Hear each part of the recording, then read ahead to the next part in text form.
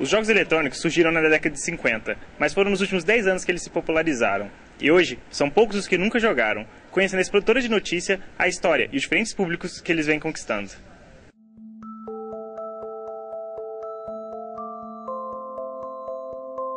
Os jogos eletrônicos surgiram na década de 50, quando acadêmicos começaram a projetar jogos simples, simuladores e programas de inteligência artificial como parte de suas pesquisas em ciências da computação. Mas foi somente na década de 70 que eles se tornaram populares. OXO é considerado o primeiro jogo eletrônico da história. Ele é uma versão eletrônica do jogo da velha. Foi desenvolvido por Alexander S. Douglas, estudante da Universidade de Cambridge, que criou o jogo para ilustrar sua tese de doutorado sobre a interação humana com os computadores. Pong é o primeiro videogame lucrativo da história. Ele foi criado na forma de um console ligado a um monitor movido a moedas.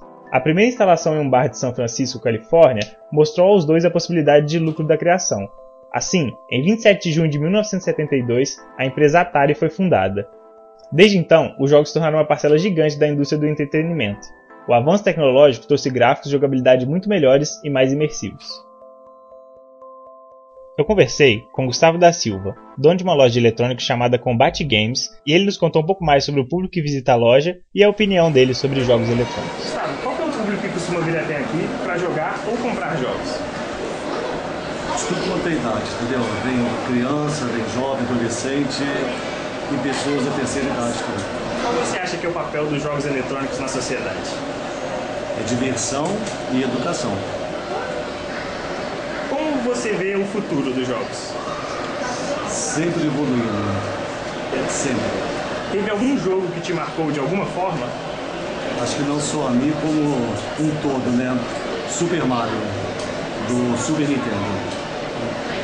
Um jogo que todo mundo joga até hoje e é inesquecível. Mario é um jogo que foi criado em 1981 por Shigeru Miyamoto. O primeiro jogo da franquia, chamado Super Mario Bros., foi um dos jogos mais vendidos de toda a história dos videogames. O jogo conta a história de um encanador que deve passar por diversas fases para salvar uma princesa.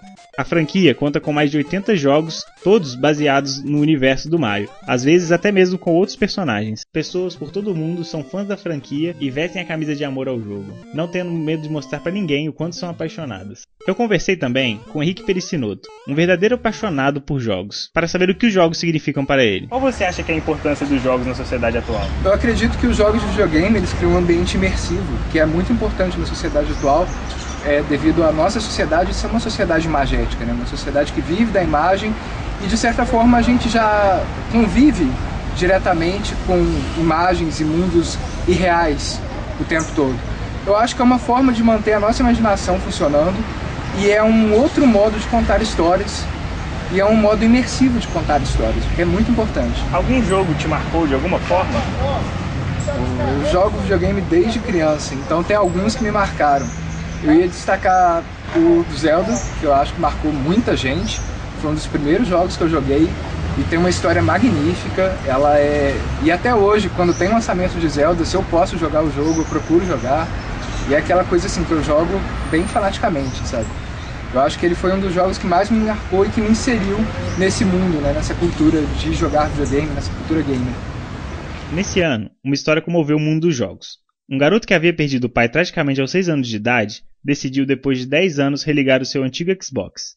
Lá, ele descobriu que o jogo que jogava com seu pai havia salvo os antigos recordes, e o colocava numa espécie de replay para que ele pudesse competir com ele, trazendo a lembrança das vezes em que jogavam juntos. Essa história nos trouxe o questionamento se jogos podem ser muito mais que somente diversão. Eles são também uma forma de socializar, educar e até mesmo de criar laços sentimentais.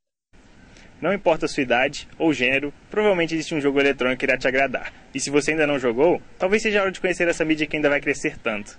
Terminamos esse produtor de notícias com uma homenagem a um dos pais dos videogames que faleceu recentemente, Ralph Baer. This is Odyssey, the new electronic game simulator.